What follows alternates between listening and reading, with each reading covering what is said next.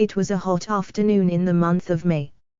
Along Bailestia Road, there were many workers having their lunch at the various coffee shops and restaurants. Suddenly, the heat seemed to grow more intense. To the horror of the lunchtime crowd, a fire had broken out in one of the shop houses. The fire was on the second story. Flames were leaping from the window and thick, heavy smoke was engulfing the area.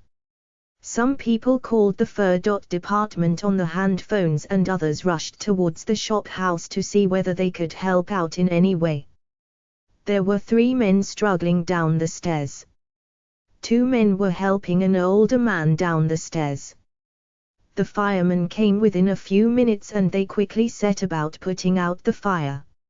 As the shop house and the neighboring ones were all made of wood, the fire spread quickly. Soon the shop house next door caught fire. By then a large crowd had gathered around the scene. Then, to everyone's horror, they saw a little girl clutching a kitten at one of the windows of the shop house. The little girl was not crying but she looked dazed. The kitten was mewing loudly. A scream was heard among the crowd. A woman rushed forward and cried loudly that the little girl was her daughter. One of the firemen quickly took action. A ladder was put against the wall and the fireman climbed up quickly. He told the little girl not to be afraid and to hold on tightly to the kitten.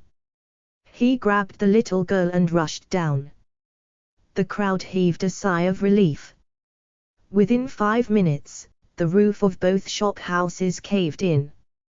The fire was soon brought under control. It had been burning for about 25 minutes. Unfortunately, both shop houses were burnt beyond recognition. Luckily, no one was hurt or killed in the fire. Soon, an investigation was carried out about the cause of the fire. It seemed that there was something wrong with the electrical wirings. They were too old and some of the fuses had caught fire. The authorities warned the owners of the neighboring shop houses to change their electrical wirings if they are old because they could be a fire hazard. However, most of the shop house occupiers decided to move out of the shop houses in that row soon after the fire. A few months later, the shop houses were demolished and in their place, there is now a row of spanking new shops.